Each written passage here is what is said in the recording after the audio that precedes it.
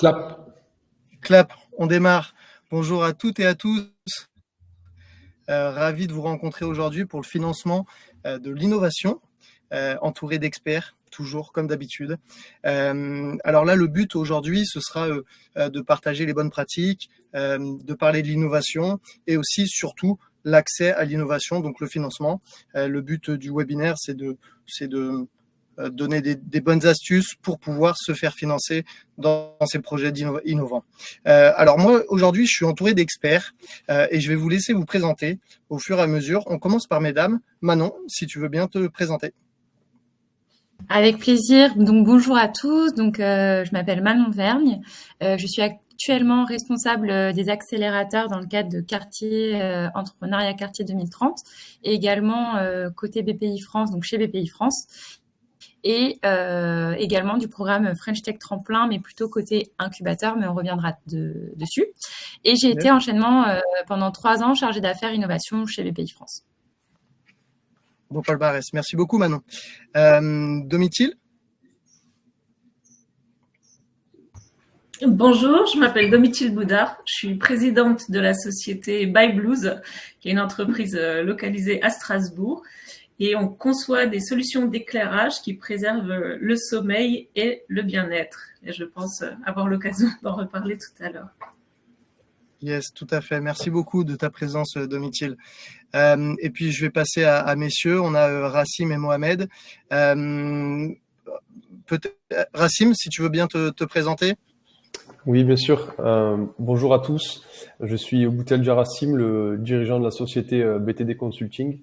On accompagne en fait les startups dans la recherche de financement, notamment sur les dispositifs publics. Voilà, un accompagnement autour de l'innovation et de la recherche de financement à travers les aides et les subventions. Et on intervient très souvent auprès de BPI, que ce soit autour des conférences sur le financement ou sur le sujet de l'innovation. Yes, top. Merci beaucoup, Rassim. Et en dernier, Mohamed. Mohamed, si tu peux te présenter, s'il te plaît. Oui, bien sûr. Et donc, Rassim, théoriquement et en pratique, accompagne la société Gravipack. Mohamed et Rafi, j'ai créé un exosquelette qui allège la charge sur les épaules et le dos et qui confond le poids sur le centre de gravité du corps humain. Et c'est le premier sac à dos au monde remboursé et pris en charge par la médecine du travail, car c'est un correcteur de posture et il redresse le dos. Et aujourd'hui, comme je l'ai dit, c'est pris en charge. Nous avons une vingtaine de clients prestigieux comme la SNCF, RATP, Airbus. Et nous pourrons prochainement travailler avec la NASA. Et si je suis ici, c'est parce que effectivement, il nous faut des financements et nous voulons savoir comment faire.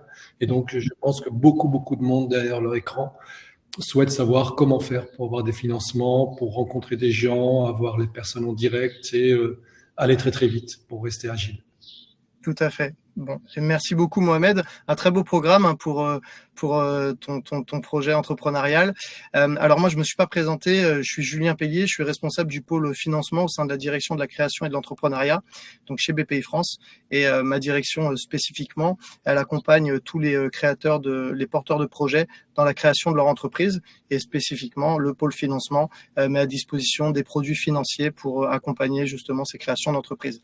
On sera rejoint tout à l'heure par également Ahmed Bouzouaïd qui se présentera quand il pourra nous rejoindre. Il a des petits problèmes de connexion.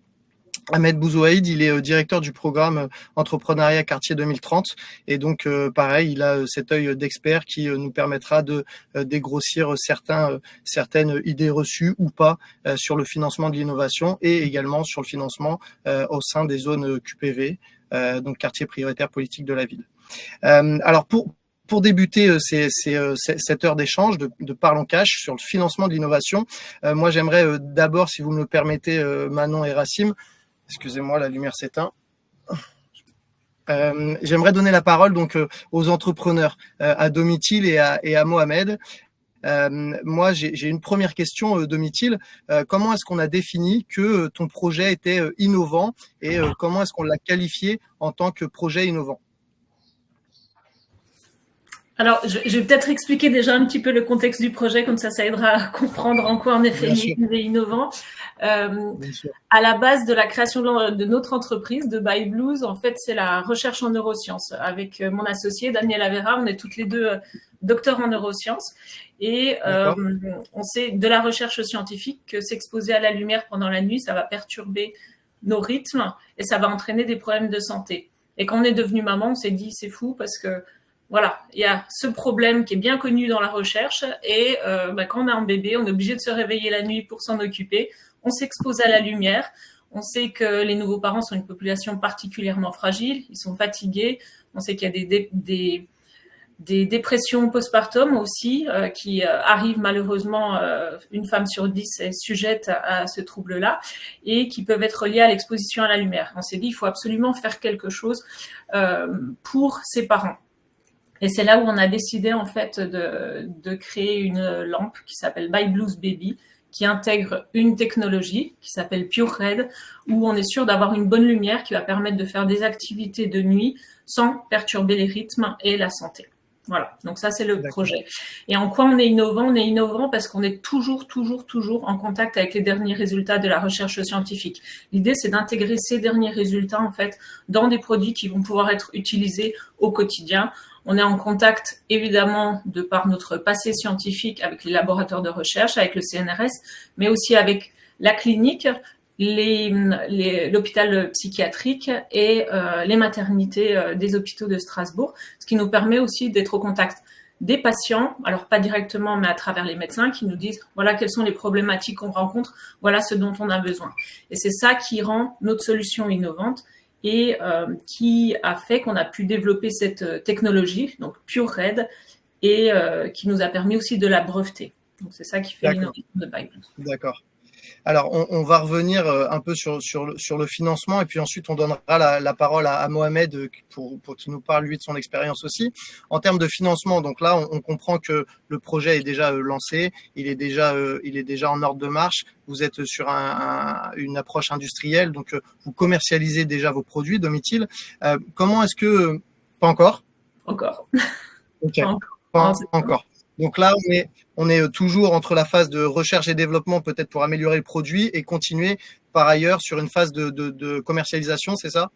On est en phase de pré-industrialisation, c'est-à-dire qu'on a fini le prototype, qu'on sait comment on va l'industrialiser, donc on est juste le petit chaînon manquant avant la production. Ok. Alors du coup, moi, c'est ma première question.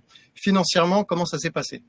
Quand vous avez décidé, toi et ton collègue, de lancer cette activité, qu'est-ce que vous êtes allé rechercher comme financement? Est-ce que vous aviez des fonds propres? Est-ce que vous avez fait appel à des banques? Est-ce que vous avez fait appel à certaines bourses? On va en reparler avec Manon notamment. Voilà. Quelle source de financement initiale vous aviez et qu'est-ce que vous êtes allé chercher? Oui. Alors, déjà, c'est une collègue, je tiens à le noter parce que c'est quand même assez rare d'avoir une société qui est fondée par deux femmes, donc c'est important. Par deux femmes, bravo.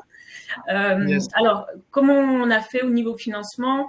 Déjà, la création de la société a été conditionnée en fait justement par l'obtention de financement qu'on pouvait avoir que si on créait la société. Donc, c'est ça qui a un peu conditionné ça. On se demande toujours un petit peu quand on a un projet à quel moment on doit créer parce que dès qu'on crée la structure juridique, ça entraîne des frais tout de suite, des frais de comptabilité, etc.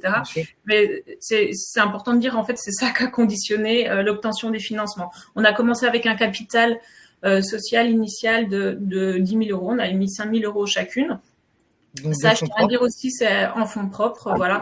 C'est assez important parce que on a beaucoup de profils d'entrepreneurs, on rencontre beaucoup de personnes et souvent on dit si vous mettez pas assez dans votre capital initial, c'est que vous croyez pas assez à votre projet.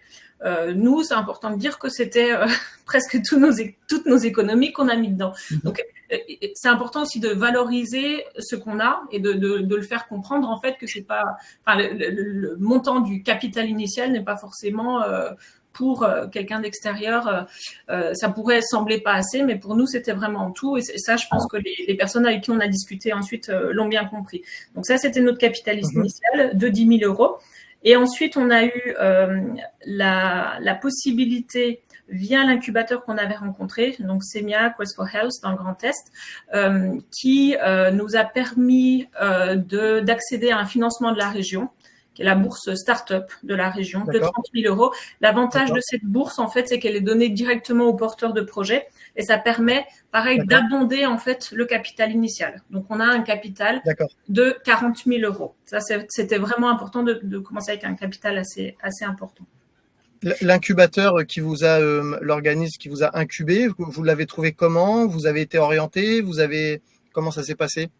Alors, l'incubateur, on l'a rencontré au tout début du projet. On a beaucoup, avant d'en faire une entreprise, ce projet, on y a pensé de manière scientifique. C'était vraiment, je vais pas dire un défaut, parce que pour moi, c'est aussi une qualité, mais voilà, on l'a vu comme des expériences à faire, comme un projet scientifique, et on n'arrivait pas trop à s'en sortir. Et un jour, on a vu un hackathon en santé, le plus grand hackathon en fait en santé européen qui se tient à Strasbourg, le Hacking Health Camp.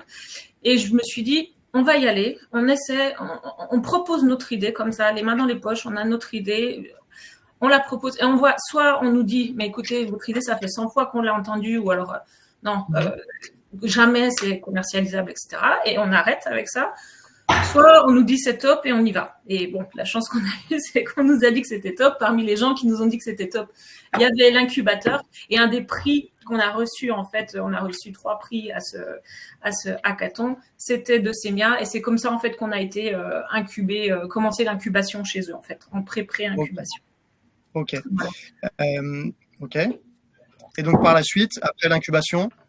Après l'incubation, alors en financement, on a participé à pas mal de concours, dont le concours Talent des cités, peut-être tout à l'heure, et on pourra en parler. Oui, on va en revenir. Et on salue Ahmed qui a réussi à se connecter. Bonjour Ahmed, qui est sous le pseudonyme de Claire, mais c'est bien Ahmed avec nous. Et puis voilà, qui co-anime ce webinaire Parlons Cash.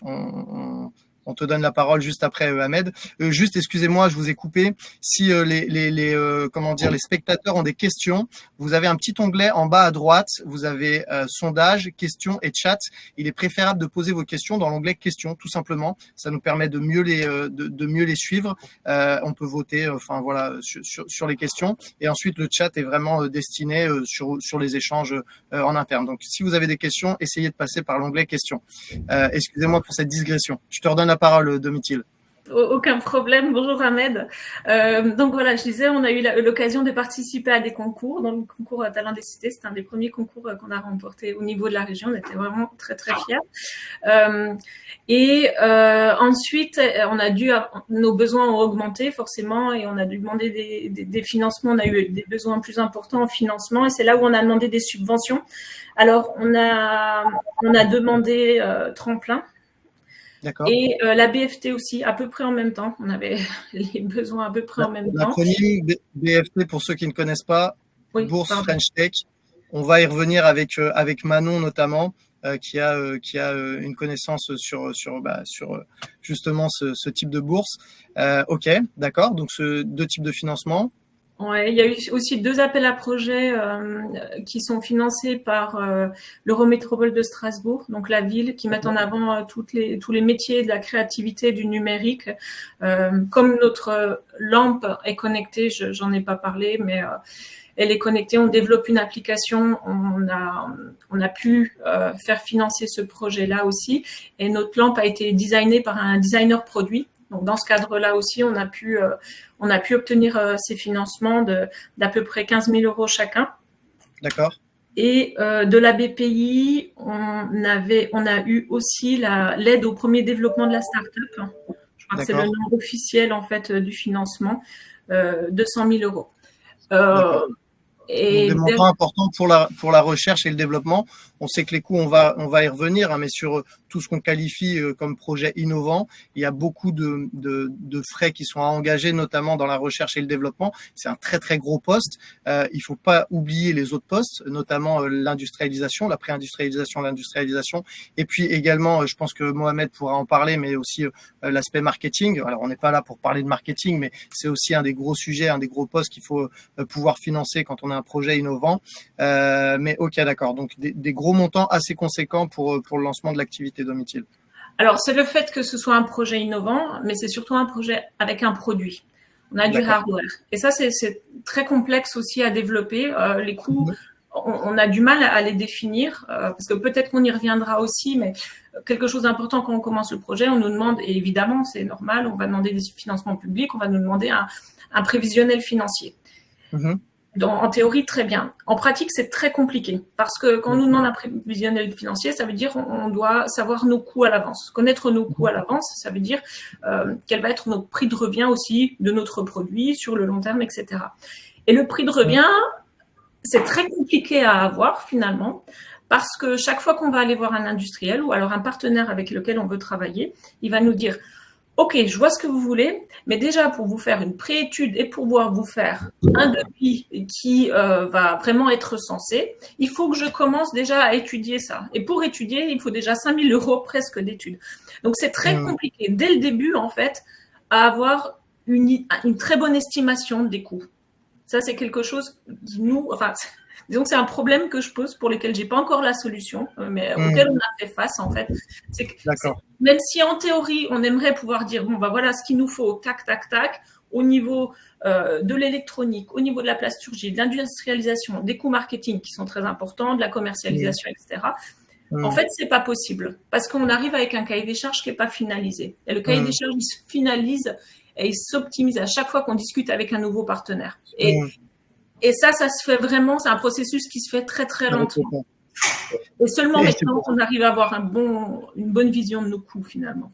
Ouais, et c'est pour ça qu'on dit qu'on parle de prévisionnel, parce que en théorie, tout est bien, et en pratique, on s'aperçoit qu'effectivement, il y a des coûts auxquels on n'avait pas forcément pensé.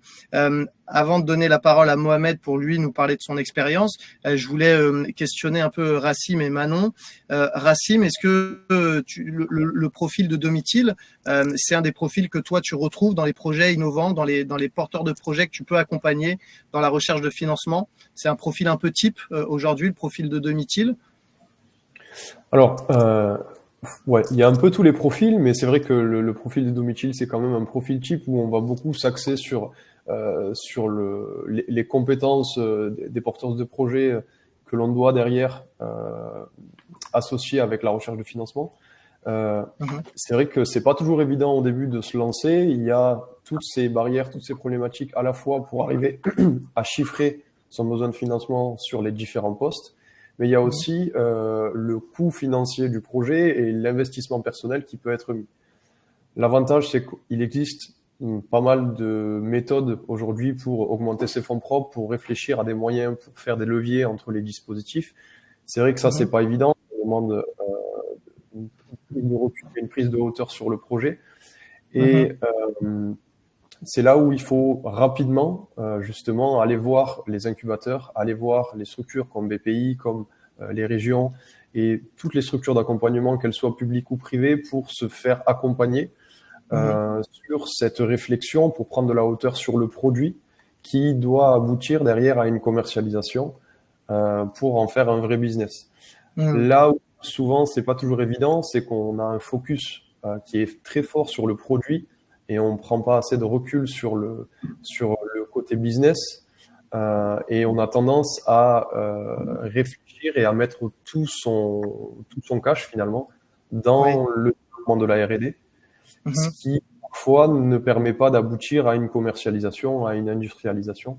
Mais là, je vois que Domitil a pu prendre assez de hauteur en ayant été accompagné là-dessus. Mais c'est vrai que c'est un profil qui revient assez souvent quand même. Okay.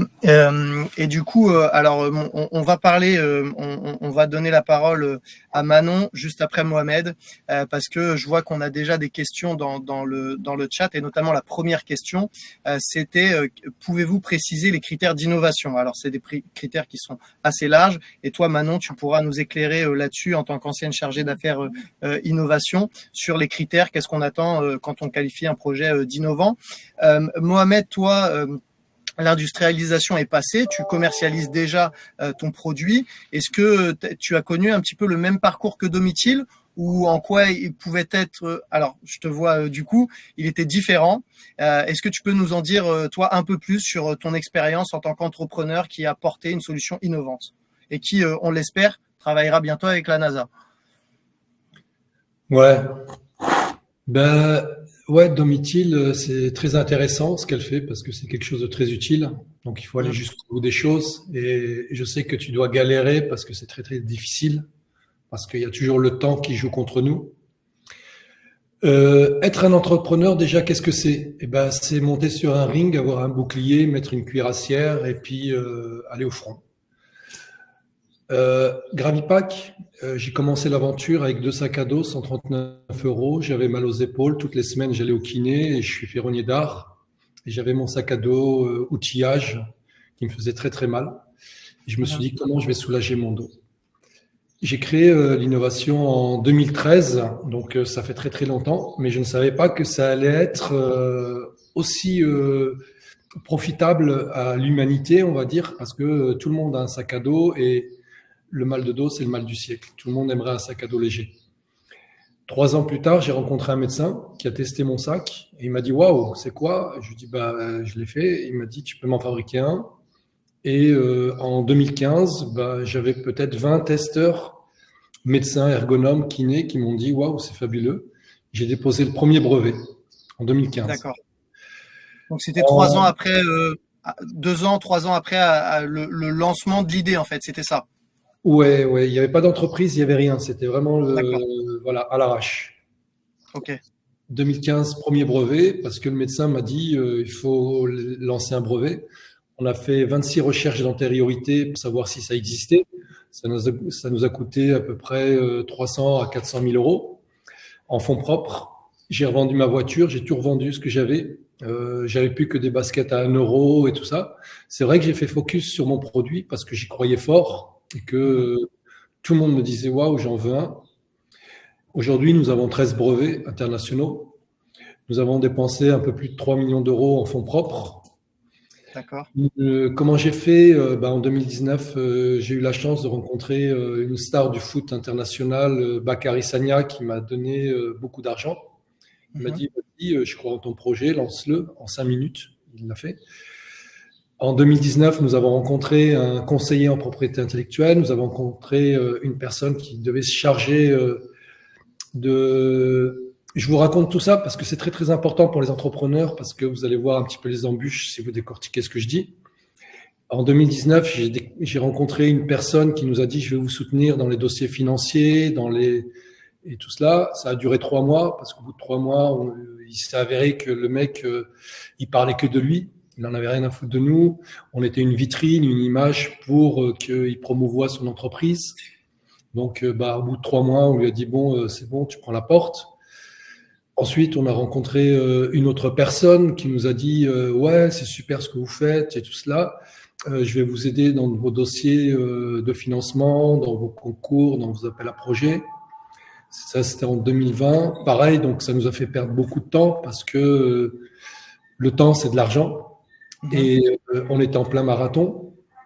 Aujourd'hui, nous sommes dans un sprint, donc on accélère à fond, on court, on promouvoit, voilà, on fait des conférences dans des universités, on nous appelle. On est rentré de Dubaï il n'y a pas longtemps où on a fait une conférence devant des étudiants et des lycéens qui sont blindés de chez blindés, qui viennent à 16 ans en Ferrari, mais qui n'ont aucun avenir. Et voilà, on leur dit, voilà, nous, on a mangé du pain sec, on a galéré avec notre innovation, on l'a sorti de terre. Et aujourd'hui, où est-ce qu'on est avec, par exemple, Gravipack? Eh ben, c'est quelque chose que l'on souhaite qui nous appartient plus, qui appartient au monde. Et on se dit, on va rassembler le maximum de monde aujourd'hui. C'est pour ça que je suis ici, pour vous expliquer un petit peu notre parcours et nos problématiques, parce qu'on en a beaucoup, beaucoup.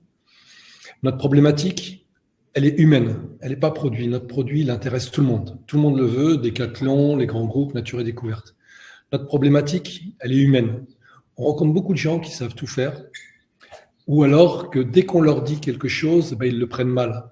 Alors que non, on est dans le conseil, on est dans la construction et on est à la recherche d'idées, c'est-à-dire d'aide, de soutien. On a besoin de la BPI, on a besoin des banques. Vous êtes notre oxygène. Nous, on est les mains. Vous êtes la tête. C'est-à-dire que quand vous accompagnez quelqu'un, vous le faites avec grand plaisir et tout ça, mais moi, je ne sais pas remplir un dossier. Je ne sais pas quels sont tous les objectifs parce que je suis dans mon atelier, je suis derrière mes machines à coudre, je suis derrière les employés qui produisent.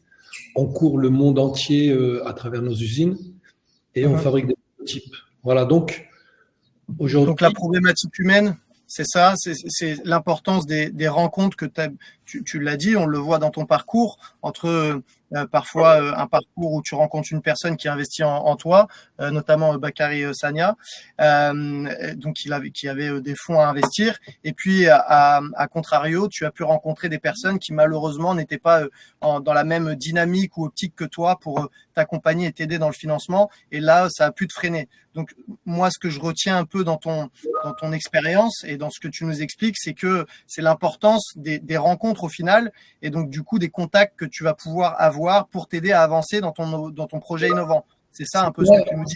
Ouais, c'est ça. C'est pas l'argent qui va faire le projet, c'est le projet qui va faire l'argent. C'est l'idée, c'est qu'est-ce qu'on va y mettre, le cœur, l'humain, l'envie, l'agnac. Voilà, on est sur un ring et on boxe constamment pour ne pas tomber KO. Parce que ça coûte très très cher, hein. Surtout nous, hein, le développement du sac à dos, hein, c'est des milliers d'unités qui sont vendues. Et c'est vrai qu'on le commercialise, mais on commercialise juste un sac à dos, alors qu'aujourd'hui, la RATP, elle vient, nous dit, voilà, je veux un sac à dos outillage, il doit être haute visibilité. La personne, quand elle est dans le métro, elle doit se plaquer contre le mur, donc il doit faire 10 cm. La SNCF qui vient, elle nous dit, je veux un porte-débroussailleuse. Donc voilà, l'objectif, dans l'optimisation, quoi. C'est humain, c'est humain. Il faut avoir des personnes en face qui tiennent le coup, qui sont, on va dire, performantes, compétentes, même si elles n'ont pas d'expérience. Nous, Gravipack, on leur donne leur chance. On se dit, voilà, on va créer une synergie, et puis peut-être qu'au bout de 6 mois, on va se comprendre ou on va se séparer. Mais c'est toujours 6 mois de perdu, donc c'est très, très, très compliqué. D'accord. Et des bons, on va dire, aujourd'hui on a donné la chance à Racim, on s'est dit tiens, on va le prendre avec nous, il va nous accompagner dans notre société, parce qu'aujourd'hui c'est très très difficile de trouver, et vous le savez vous, la BPI, parce que vous envoyez des dossiers passés, hein. Il y a des coquilles vides, il y a des dossiers qui valent pas le coup, il faut pas se voiler la face, hein. Il faut pas croire à fond en son produit, parce que si on croit à fond en son produit, on voit plus ce qui se passe à côté. Ouais, il faut avoir. Alors l'humain. Je te rejoins effectivement, une vision périphérique 360. Hein, Racim l'a dit et je crois que dans tes mots, Mohamed, et on l'a compris aussi avec l'expérience de Domitil, c'est que déjà le produit, le projet, il faut y croire, il faut en être convaincu, il faut apporter une vraie valeur ajoutée. Et du coup, moi, je me tourne un petit peu là vers Manon et aussi vers Ahmed. Manon, toi qui connais aussi ces sujets de financement, quand effectivement on a comment est-ce qu'on fait aujourd'hui pour détecter justement des profils comme Domitil et Mohamed? Qu'est-ce qui fait que Domitil et Mohamed, pour l'instant, ont plutôt, entre guillemets, réussi à lancer cette activité ou ce projet entrepreneurial qualifié d'innovant? Comment est-ce que aujourd'hui, quels sont les outils que toi tu connais qui auraient pu accompagner ou dont auraient pu bénéficier Domitil et Mohamed? Ouais. Déjà, ce qui est intéressant dans vos deux témoignages, hein, Domitil et Mohamed, c'est la notion de temporalité. Je pense que c'est une des premières notions à avoir en tête quand on lance son projet. C'est cette notion de quand est-ce que c'est le meilleur moment pour m'immatriculer, pour aller chercher des subventions ou pour aller lever des fonds ou chercher de la dette. Là, ce qu'on voit dans vos parcours, c'est que vous avez, entre guillemets, eu de la chance, mais pas de la chance, plutôt vous vous êtes donné les moyens de réussir en vous renseignant, en vous faisant accompagner. Domitil via des incubateurs, Mohamed via des relations que vous avez su nouer, même si c'est encore compliqué, même ce qu'on voit hein, après dans votre témoignage, après développement, ça reste le nerf de la guerre d'être bien entouré, mais vous avez eu des rencontres qui vous ont permis de vous financer.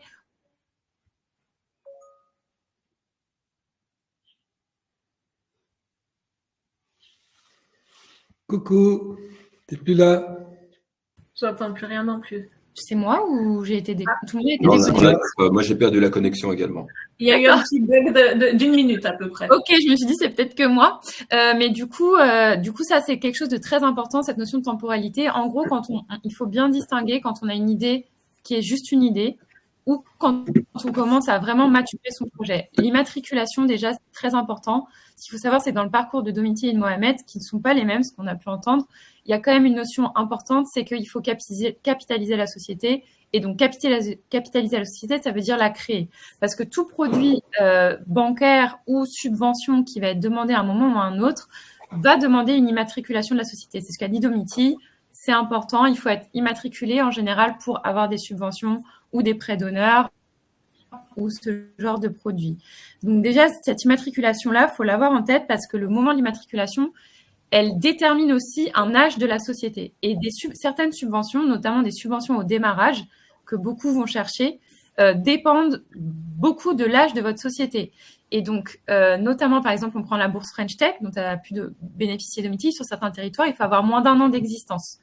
Moins d'1 an d'existence, ça peut aller très, très vite quand notre idée n'est pas suffisamment mature pour pouvoir passer à une phase de développement et demander une phase de subvention. Et du coup, les 1 an passés font qu'on n'est plus éligible à certains financements. Donc, en fait, la première chose qu'il faut faire, c'est à partir de l'immatriculation, on est bien d'accord, que tout le monde comprenne. Exactement, en fait, ce que tu expliques, c'est que l'immatriculation va être le point de départ, un peu la ligne de départ pour le lancement et la recherche un petit peu, alors de financement, on va dire institutionnel, que ce soit des bourses, des financements bancaires ou autres. Avant, vous pouvez effectivement faire appel à vos fonds propres ou alors à de la love money ou autre quand on croit au projet pour développer l'idée et le projet en lui-même. Mais à partir du moment où vous immatriculez votre entreprise, c'est ce que tu dis Manon, là va lancer le compte à rebours un petit peu. C'est pas le compte à rebours plutôt parce que compte à rebours il y a une finalité. Il n'y a pas de finalité dans une activité entrepreneuriale où la seule finalité c'est que ça profite à tout le monde. Mais le compte à rebours quand même pour bénéficier de certaines subventions. Ça, il faut l'avoir en tête. Donc toi tu parlais de la subvention à 1 an, c'est quelle subvention? La bourse French Tech. Il faut avoir en général moins d'1 an d'existence. Alors là, en fait, ce qu'il faut avoir en tête, et c'est pour ça que c'est important que vous l'ayez en tête, avant d'être immatriculé, il faut déjà avoir en tête qu'est-ce qui sur votre territoire spécifiquement existe. Par exemple, Domitille a parlé d'une aide spécifiquement de l'Eurométropole de Strasbourg ou de la région. Ce ne sont pas les mêmes aides selon les territoires et ou selon les régions.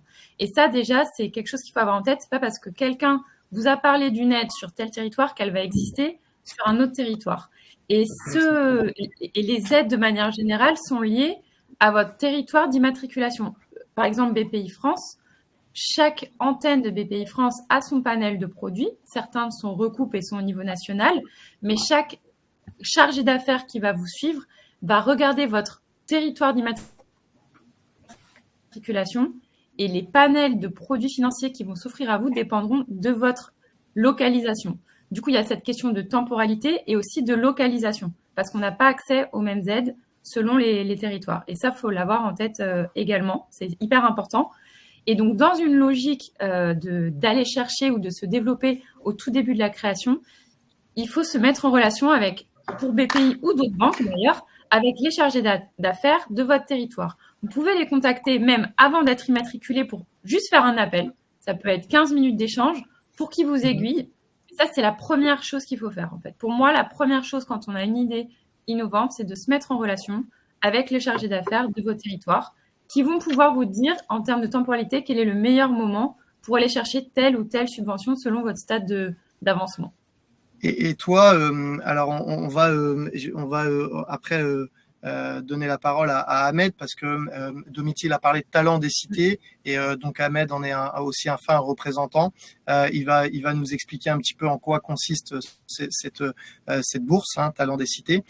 Juste Manon, donc toi tu as été chargé d'affaires innovation et dans le chat, en tout cas dans l'onglet questions, on nous demande mais qu'est-ce que c'est au final un projet innovant? Qui va définir ce qu'est un projet innovant? Est-ce qu'un projet innovant c'est forcément des produits un peu tech? Alors ça c'est pas un petit peu, excusez-moi, c'est pas un euphémisme, Domitille et Mohamed, mais Domitille et Mohamed ont développé des technologies, c'est de la tech, chacun à leur niveau. Est-ce que moi demain je peux développer une activité ou un projet qui n'aura pas forcément une vocation tech? Est-ce qu'on doit être forcément dans la tech pour être qualifié de projet innovant? Non. Alors, merci Julien de poser cette question et je pense qu'en effet, c'est hyper important que tout le monde l'ait en tête. En effet, là, les deux produits qui ont été proposés par Domiti et même Mohamed d'ailleurs, quand on y pense, le produit de Mohamed, on pourrait dire que ce n'est simplement qu'un sac à dos. Mais en fait, là où il est innovant, c'est parce qu'il vient répondre à des problématiques posturales rencontrées par chacun d'entre nous d'ailleurs, qui ont déjà utilisé des sacs à dos et en fait un poids beaucoup trop lourd à supporter pour les épaules, etc. Donc l'idée de Mohamed, ça a été, comme toute idée innovante, il y a quelque chose qui existe sur le marché qui ne répond pas complètement à un besoin. Et donc, c'est pas forcément tech. Ça peut être, par exemple, je vais prendre un exemple qui m'a été donné il y a pas très longtemps, justement, par un accompagnateur des Cités-là, pour ceux qui connaissent, d'une personne qui, en fait, se disait, bah voilà, j'ai des bouquets de fleurs, de mariage notamment. C'est des choses très importantes et qui comptent pour moi, mais le bouquet se fane. Et du coup, très rapidement, c'est très éphémère. Et moi, j'aimerais trouver un moyen de conserver ce bouquet de mariage sur des années et des années. Du coup, ils ont pensé le mettre sous résine, tout simplement, pour capter éternellement le bouquet. Et en essayant ça avec une résine du marché, ils se sont rendus compte qu'en fait, certaines couleurs, notamment des tiges, la couleur verte, disparaissaient au fur et à mesure du temps. Du coup, vraiment dans sa maison, tout simplement, elle a essayé de faire des tests avec différentes matières de résine pour voir qu'est-ce qui allait fixer ou non la couleur verte. Et au fur et à mesure d'essais, la personne a réussi à trouver une manière à la maison, pour le coup, elle a peut-être des compétences un peu de chimie, pour fixer cette matière. Et bien ça, par exemple, c'est de l'innovation, parce qu'on part d'une idée où, en fait, avec les matières sur le marché, on n'arrive pas complètement à aboutir à un produit. On teste, on réitère, et à la fin, on y arrive. Et du coup, ça peut être une innovation. Là, c'est pas technologique, il n'y a pas de tech, il n'y a pas de recherche fondamentale, en tout cas en termes de hardware ou de software. On est vraiment sur une innovation de procédé. Et ça peut être aussi des innovations sociales. Donc, c'est hyper important aussi. Je ne sais pas si vous connaissez le concept de Lulu dans ma rue. Ce sont des conciergeries qu'il y a directement implantées dans la ville, en tout cas à Paris, dans les villes où il y a des petites fenêtres sur rue, des petites cabines qui vont proposer des services de conciergerie, des services de ménage, de garde d'enfants.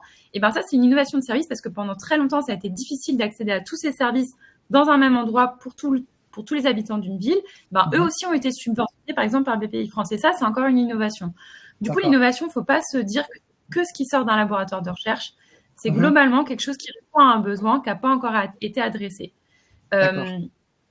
Voilà. Globalement, très clair. J'espère que c'est clair. On pourrait y revenir. Yes, merci beaucoup Manon. Et du coup, Ahmed, alors toi qui es directeur du programme, je vais te laisser te présenter un petit peu aussi parce que tu nous as rejoint un peu par la suite dû à des sujets de connexion. Et puis ensuite, moi, ma question, ce sera le sujet de talent des cités et du coup, qu'est-ce qu'on peut proposer spécifiquement sur des projets innovants ou pas, et aussi pour des personnes qui seraient dans des zones qui sont peut-être parfois oubliées, dans des QPV ou autres. Ok, merci beaucoup Julien, merci à toutes et à tous. Attentivement, je vous ai écouté, c'est vraiment extrêmement intéressant. Donc je suis Ahmed Bouzouaïd, directeur du programme Entrepreneuriat et Quartier 2030.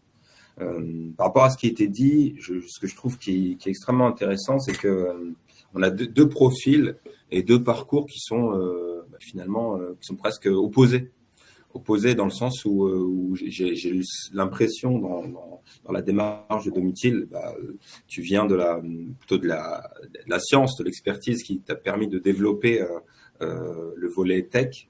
Et ce qui a été dit tout à l'heure, l'idée c'est important d'associer la dimension expertise, je dirais, expertise de domaine, métier, technique, etc., à l'expertise qui est plutôt entrepreneuriale. Et donc, je trouve il y a cette dimension que je trouve qui est très intéressante dans vos témoignages. Mohamed, lui, j'ai l'impression que le parcours que tu as décrit est moins traditionnel. En tout cas, c'est pas celui qu'on va conseiller au départ. Et je veux dire dans le sens où effectivement, tu mets l'accent sur quelque chose d'essentiel, à savoir effectivement la détermination. Je pense qu'il est propre aux entrepreneurs et tu les avertis sur la nécessité d'avoir d'être déterminé et convaincu, mais aussi finalement comment des rencontres vont permettre de faire basculer le projet et la nécessité d'être toujours dans cette exploration pour à chaque fois identifier les rencontres, je dirais, qui font la différence. Ce qui est important, il me semble, le lien entre vous deux et la question de l'innovation, enfin, il me semble, c'est, je notais en vous écoutant, c'est la dimension d'exploration. Exploration, pour quelle raison? Parce que on investigue des terrains qui sont pas encore défrichés.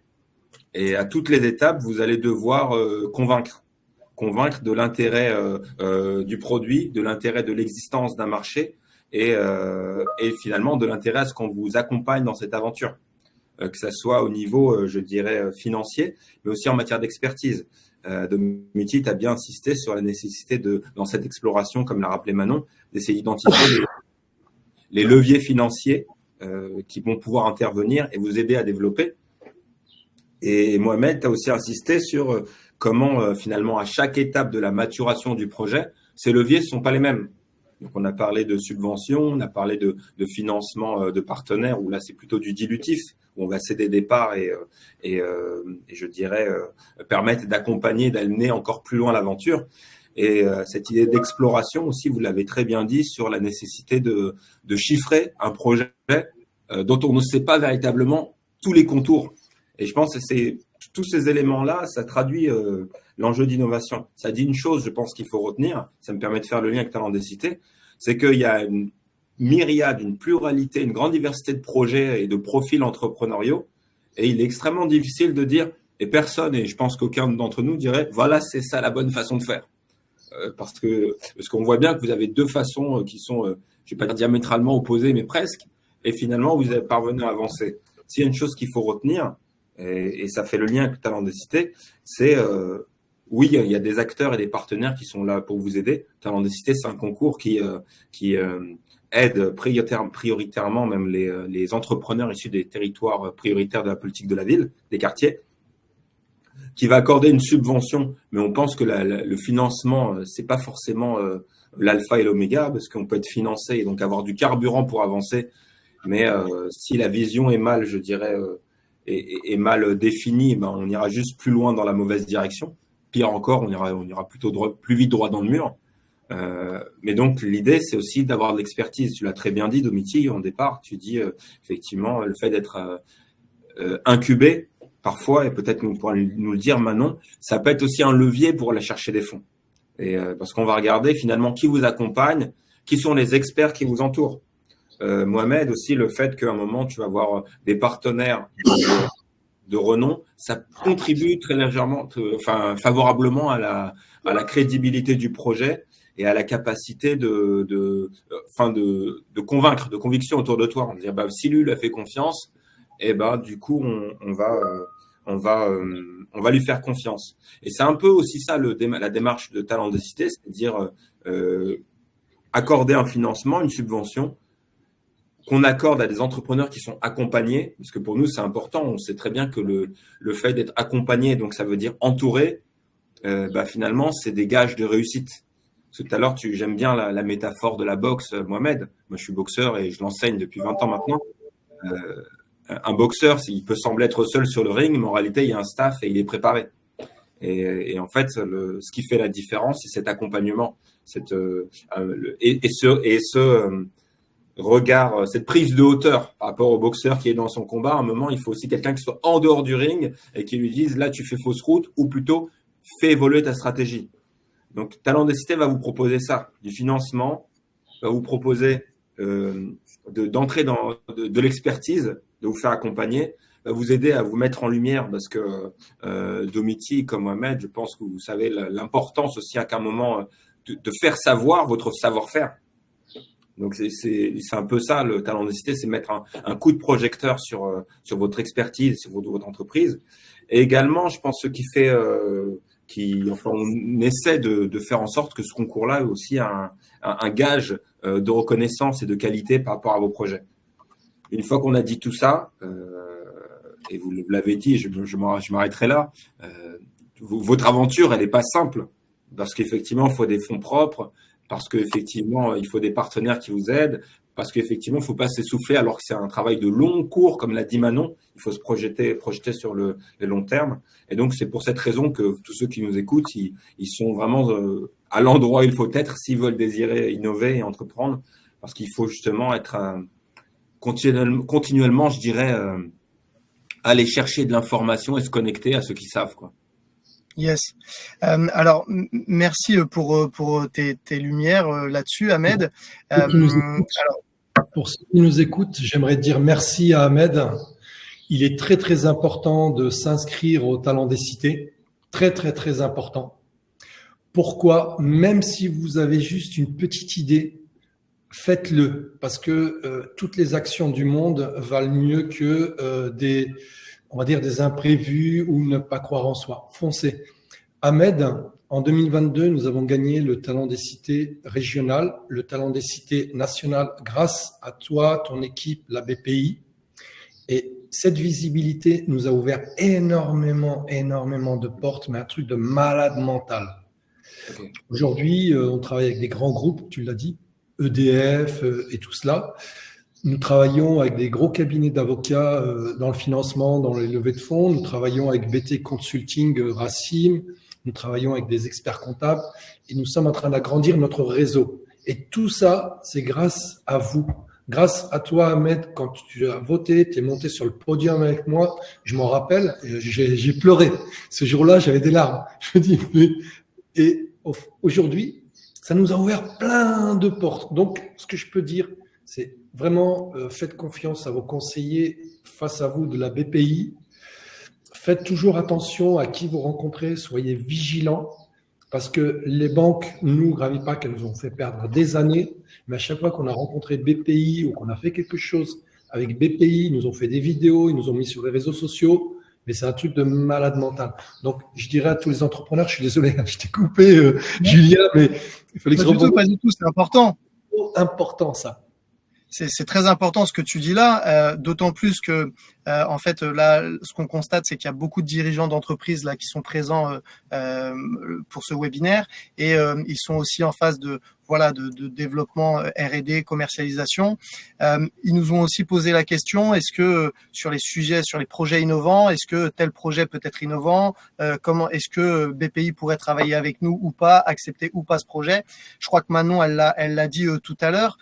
Il faut aller voir en local, l'antenne locale, pour pouvoir prendre contact avec un chargé d'affaires qui va pouvoir effectivement vous expliquer si oui ou non votre projet peut être qualifié d'innovant et comment est-ce qu'on peut vous accompagner. Manon, elle a également parlé de l'importance de l'immatriculation. Il faut immatriculer son entreprise. Il y a des personnes qui effectivement ont simplement, pour le moment, c'est ce qu'on appelle la phase d'idéation. Ils ont l'idée. Donc là, il faut persévérer. C'est ce qu'on entend dans tes mots, Mohamed, et c'est ce qu'on constate également dans le parcours de Domitil. Il faut persévérer une fois qu'on a l'idée, mais juste avoir l'idée, il faut pas non plus brûler les étapes. Parce que dans toute recherche de financement et même dans tout projet entrepreneurial, il y a des étapes qu'on doit maturer, par lesquelles on doit passer. Et j'ai envie de dire, c'est un peu comme la fable de La Fontaine. Enfin, rien ne sert de courir, il faut savoir partir à point. Et donc, il faut prendre son temps. Et du coup, là, je me retourne vers Racim parce que on avait une question là dans le chat qui par rapport à au financement et à l'accès au financement. Est-ce que aujourd'hui pour toi Racim qui accompagne des porteurs de projets, il y a entre guillemets un prérequis et là je vais parler un peu du prévisionnel, du plan d'affaires. Est-ce que c'est des éléments que tu demandes au préalable avant de pouvoir accompagner toi des porteurs de projets? Ou alors, est-ce que tu peux accompagner des porteurs de projets qui sont juste dans cette phase d'idéation, ils ont une idée et puis ils se disent, moi, je veux être accompagné. Comment ça se passe? Alors, pour moi, il y a 2 points et ça fait le pont avec ce qui a été dit juste avant. Pour répondre directement à ta question, Julien, effectivement, il y a des prérequis. Quel que soit l'organisme de financement auquel on va s'adresser, il y a des prérequis de base. Une simple idée ne peut pas être financée. On doit construire tout un business model et un plan autour de ce projet. Et ça fait le pont avec ce qui a été dit avant, c'est-à-dire que l'innovation, c'est pas une fin en soi. Il ne faut pas se concentrer que sur l'innovation. Chaque dispositif est fléché par rapport à des typologies de projets. Effectivement, le fait d'être innovant nous permet naturellement d'être financé par plus d'acteurs. Il y a plus de dispositifs de financement qui sont dédiés aux projets innovants, mais l'innovation seule ne sera jamais financée. On doit absolument construire un plan et un projet entrepreneurial autour. On doit s'assurer que le business model est cohérent, on doit s'assurer d'avoir un bon marché, on doit s'assurer d'avoir fait une étude de marché par rapport à sa concurrence. On doit donc naturellement avoir réfléchi et posé les bases sur le volet financier, son prévisionnel, son business plan, les éléments de présentation. Et effectivement, à travers tous ces éléments-là, en plus de l'innovation, on va pouvoir entrer dans le processus de réflexion, à savoir est-ce que oui ou non on va pouvoir être financé. On doit le plus tôt possible s'orienter vers les structures d'accompagnement. Mais derrière, avant de s'adresser à ces structures-là, il faut déjà avoir conçu son projet, non pas uniquement son idée ou son innovation. Et on doit avoir le plus d'éléments précis possible à pouvoir présenter. Et effectivement, dans le prévisionnel financier, il faut réfléchir d'un côté aux différents coûts qu'on va devoir supporter, cela par typologie de dépenses. Il faut savoir que, en général, chaque dispositif de financement va répondre à un besoin de financement spécifique. Je vais reprendre l'exemple de la bourse French Tech. La bourse French Tech, c'est un excellent dispositif pour les projets au démarrage qui vient financer les dépenses de R&D. Si toutefois, demain, vous avez un projet qui est innovant, mais que vous n'avez pas de besoin sur le volet R&D, vous ne pourrez pas solliciter ce dispositif-là parce qu'il ne remplira pas votre besoin de financement. Donc, c'est important et c'est primordial lors de l'élaboration de ces éléments financiers, de réfléchir au montant total du projet au niveau des besoins de financement, mais de réfléchir par poste de dépense pour que derrière, chaque poste de dépense puisse aller trouver le bon financement, qu'il soit auprès de BPI, qu'il soit auprès de la région, qu'il soit auprès des partenaires bancaires, éventuellement des partenaires privés sur un sujet de levée de fonds, etc., sur lequel on doit vraiment structurer une stratégie de financement pour utiliser le levier financier d'un des organismes, qu'il soit privé ou public, pour obtenir du financement aussi sur d'autres organismes. Et ça fait le lien avec ce que disait Ahmed. Je vous invite, pour les porteurs de projets, à répondre aussi au concours, non pas uniquement pour le volet financier. Certes, ça peut vous aider, ça peut vous donner le carburant, mais il y a aussi un aspect de visibilité et de crédibilité qui vous permet en fait de venir aussi satisfaire les autres organismes de financement, puisqu'au plus vous serez accompagné par des chargés d'affaires, par des structures privées aussi extérieures, des avocats, des experts comptables, des experts en financement, etc., au plus vous allez avoir un projet qui est maturé et au plus vous serez crédible et plus ce sera simple pour vous d'obtenir du financement. Très clair, très clair. Merci beaucoup, Rassim. On a, alors, il nous reste, je suis aussi le timekeeper, il nous reste 5 bonnes minutes. On a la présence de Marine avec nous. Marine, si tu le veux bien, si tu peux te présenter rapidement et aussi nous parler un peu de French Tech Tremplin et des critères aujourd'hui pour y être éligible. Alors bonjour à tous, merci de m'avoir convié à cette visio. Du coup, on n'a pas le temps de questions-réponses. C'est ça? Ouais, c'est un peu, effectivement, ça va être un peu juste. J'ai lu les questions dans les questions avant, donc je vais essayer de, dans ce que je dis, y répondre en même temps. Donc moi, je suis Marine Fontune, je travaille à la mission French Tech, donc je suis agent du ministère des Finances, qui est le bailleur du programme French Tech Tremplin, donc qui est opéré par les capitales French Tech partout en France et par le pays France, par la forte team de Manon, de Ahmed et de toute leur équipe. Donc merci beaucoup de participer à ce programme et à ses succès. Tout à l'heure, j'ai vu une question alors Demi-Style et Tremplin. C'est une Tremplin saison 1, je crois. By Blue. Vous avez été lauréat Tremplin dans le Grand Est. Tout à l'heure, quand Demi-Style se présentait, j'ai vu une question qui disait et c'était en quelle année, parce que maintenant c'est plus difficile d'avoir le tremplin qu'avant. Alors, juste pour remettre les critères tremplin, ça fait la suite de ce que disait Ahmed, parce qu'en fait, c'est un programme qui est uniquement pour les personnes qui sont capables de justifier qu'elles vivent soit en quartier prioritaire de la ville, soit en zone de revitalisation rurale, soit qu'elles sont bénéficiaires des minima sociaux, soit qu'elles sont boursières échelon 5 à 7. Je sais que dans le chat, vous n'aimez pas les liens, les sites avec des liens, mais il y a sur le site de la mission French Tech, il y a quand même tous les critères qui sont évoqués. Ça vaut le coup d'aller faire un tour pour voir si vous êtes éligible. Et donc, ce programme, il permet d'être accompagné par un incubateur pendant 1 an et de bénéficier d'une bourse qui est au maximum de 22 900 €. Ça, c'est pour la phase incubation. Et ça, je rebondis sur ce qu'a dit Manon, ça c'est quand vous êtes prêt à immatriculer. En fait, quand vous immatriculez, vous avez 3 ans, c'est un accompagnement qui est, bourse plus accompagnement. En fait, vous avez vraiment la bourse plus l'accompagnement de 1 an dans l'incubateur, que nous prenons en charge l'incubateur. Quand je dis nous, je parle collectivement, État et Manon qui s'en occupe. Et jusqu'à 3 ans d'immatriculation pour postuler au programme. Avant ça, puisqu'on a beaucoup parlé de l'accompagnement, il y a beaucoup de questions aussi sur est-ce que quelqu'un peut tout nous expliquer parce qu'on n'aime pas les listes avec des sites internet avec des liens. En fait, dans le programme Tremplin, il y a l'incubation dont que je viens d'évoquer, mais que peut-être vous connaissez déjà. Avant ça, il y a la phase prépa, qui est pour le coup ouverte à tout porteur de projet qui n'a pas forcément immatriculé et qui n'a pas forcément de numéro SIRET, mais qui juste a une idée tout à l'heure, comme Mohamed disait, si vous avez une idée, allez postuler à telle mendicité. Si vous avez une idée qui vous semble innovante, vous pouvez, et que vous êtes aussi dans les critères tremplin, donc QPV, ZRR, etc., vous pouvez aussi faire la prépa, qui dure 2 mois, qui est déployée par les capitales, et là, vous avez des personnes en face de vous pour répondre à des questions. Vous avez qui sont aussi experts de votre territoire, parce que les capitales French Tech, elles sont dans toutes les régions, je crois, sauf la Normandie, mais il y a des communautés. Pour répondre à toutes les questions de comment, à quel financement on a le droit pour ce type de projet-là, quel est le meilleur incubateur. Par exemple, je fais de la santé, je suis dans le France, il y aura santé, je vous donne un premier exemple comme ça. Donc ça, c'est pour la prépa quand vous n'avez pas encore créé. Et quand vous avez créé l'incubation, et du coup, je pense que et bien sûr, actuellement, c'est ouvert sur le site de la mission French Tech et sur le site de BPI France. Vous pouvez actuellement candidater à Tremplin phase incubation dès maintenant et jusqu'au 10 mai pour faire le dossier. Et tout à l'heure, Mohamed disait que ça offrait, Talent des cités lui a offert beaucoup de visibilité et des possibilités pour des grands groupes.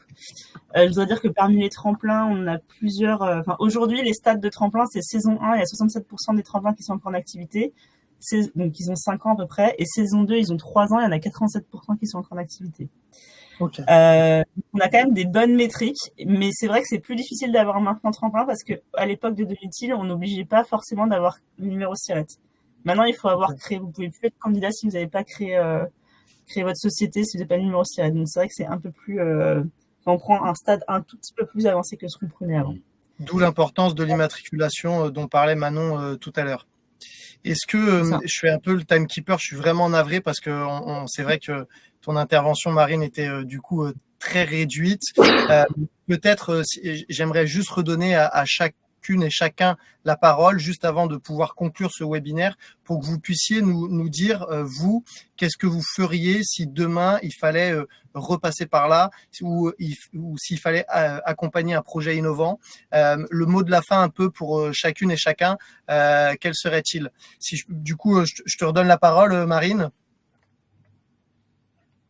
Moi, le mot de la fin, c'est allez-y, le même que Mohamed a dit tout à l'heure, c'est vraiment, si vous avez une idée, allez dans la solution qui est la plus proche de chez vous et qui vous semble avoir des personnes en face de vous qui sont en capacité de vous répondre, faut pas hésiter à le faire. Yes, ouais, ok. Ça. Allez-y. Merci Marine. Manon. Ouais, hop là, c'est oui, bon. Donc, pour moi, le mot de la fin, et ça, Rassim l'a pas mal dit, ça serait vraiment de connaître en fait les opportunités de financement par rapport vraiment à vos postes de dépenses. On insiste que ce soit French Tech Tremplin, la bourse French Tech, tous les produits qui vous accompagnent sur l'innovation, c'est vraiment, faut vous éviter de dépenser des fonds personnels sur des choses qui pourraient être financées par une bourse. Et notamment quand on parlait de marketing, de commercial, etc., en général, ce n'est pas finançable, en tout cas pour des prêts ou des subventions spécifiquement pour de la recherche et du développement. Et du coup, dans son plan de prévisionnel, comme le dit Dométique, qui est compliqué à construire, il faut réussir à intégrer quelles dépenses ne seront en tout cas jamais finançables par un produit spécifiquement alloué à de la R&D, en tout cas en début de projet. Et donc ça, c'est vraiment vos chargés d'affaires spécifiques ou des incubateurs qui ont une connaissance, qui pourront vous accompagner. Mais ça, il faut vraiment l'avoir en tête pour ne pas dépenser, entre guillemets, bêtement des fonds personnels pour des choses qui pourraient être finançables par un tiers public ou privé. Ok. Donc, l'importance de bien segmenter. Rassim, toi? Mais je fais le lien avec ça. Il faut savoir que les dépenses qui sont prises en compte, c'est des dépenses qui sont à venir et non pas des dépenses passées.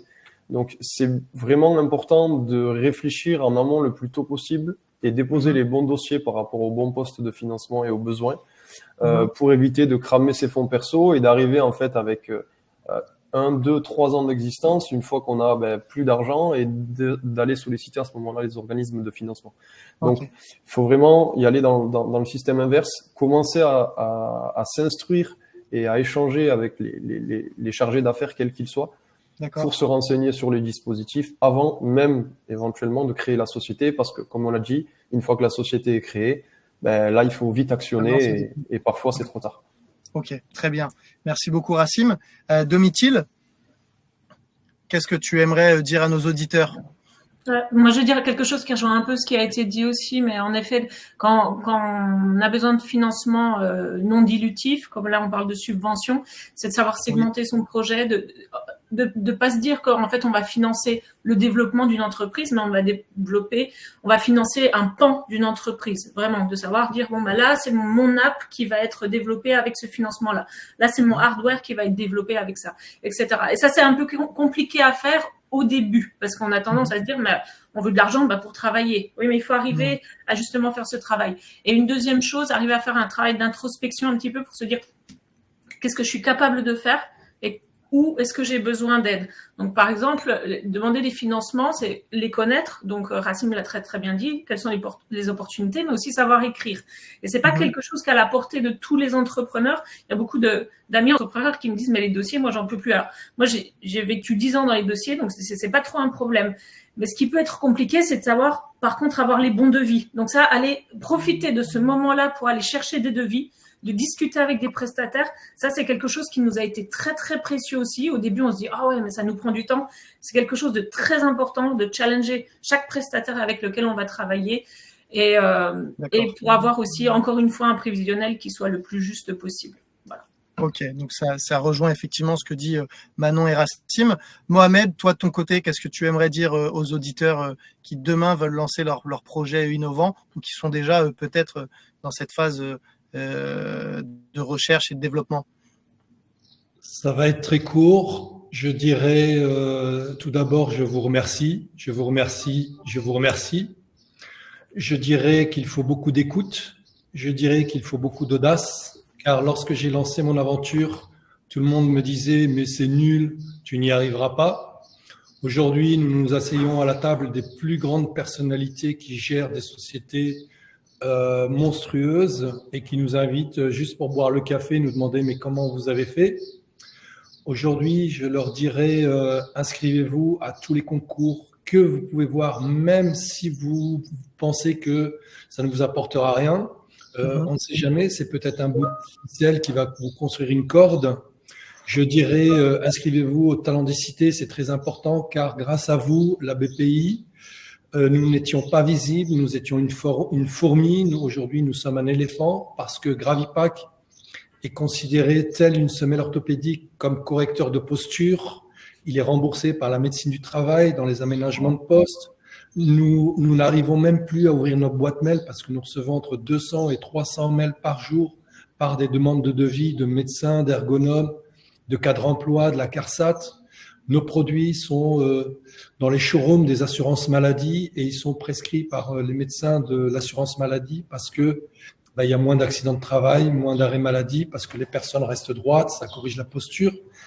Je leur dirais, écoutez, ce que j'aimerais, c'est quand j'ouvre ma boîte mail, je n'ai que des bonnes nouvelles. Si je devais refaire ce que j'ai fait, je referais la même chose parce que chaque matin que je me lève, je suis heureux de rencontrer des bonnes personnes. J'ai galéré, j'en ai rencontré des mauvaises, mais horribles, des ordures.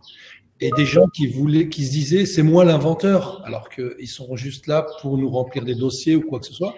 Mais ils voulaient croire que c'était eux. Voilà, c'était eux les têtes pensantes, c'était eux. Mais non, nous sommes tous égaux. Même si vous êtes le big boss d'une société, votre carburant, c'est votre collaborateur. On est tous égaux. On doit tous gagner la même chose. Et donc, voilà ce que je dirais. Je vous dirais merci. Merci. Et j'aimerais que Racim et moi, demain, on reçoit plein de bonnes nouvelles.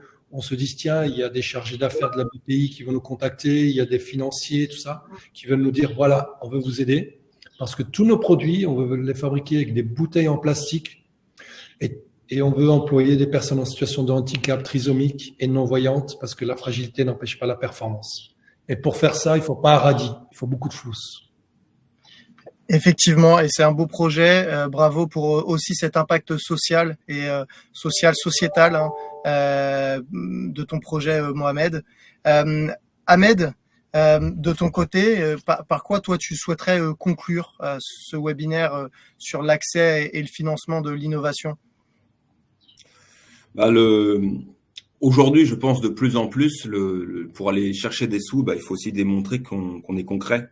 Et donc, je pense qu'effectivement, il est compliqué quand on doit développer son produit et accéder au marché. Il est compliqué d'aller chercher un client, mais la démarche reste la même, à savoir, c'est un travail de conviction. Un travail de conviction. Qu'on va chercher de l'argent ou chercher un client, c'est vendre son projet. Et il faut savoir que au départ, et je pense que Domiti comme Mohamed sont bien placés pour le savoir, on va avoir beaucoup de portes qui se ferment, des noms. Et en fait, j'ai juste envie d'inviter tout le monde à dire, tous ces portes qui se ferment et ces noms, c'est une invitation à améliorer votre projet, à peaufiner votre pitch, à travailler votre force de conviction. Et la réussite, elle passera par là, quoi. Ok, top. Bon, merci beaucoup à toutes et tous pour votre participation. Le webinaire sera disponible en replay sur YouTube. On vous invite également à aller faire un petit tour sur le site de BPI France Création qui propose plein d'outils pour vous accompagner aussi dans l'établissement d'un bilan prévisionnel pour savoir un petit peu où vous vous situez dans votre création d'entreprise. Et puis, on se retrouvera très prochainement pour un futur webinaire qui sera sur le financement de l'économie sociale et solidaire. Il me semble que c'est ce thème-là, mais on aura aussi d'autres thèmes à aborder, donc n'hésitez pas et venez nombreux pour la prochaine fois. Merci encore à toutes et tous pour votre présence et excellente journée à vous. À bientôt. Salut. Merci. Au revoir. Merci tous. Au revoir.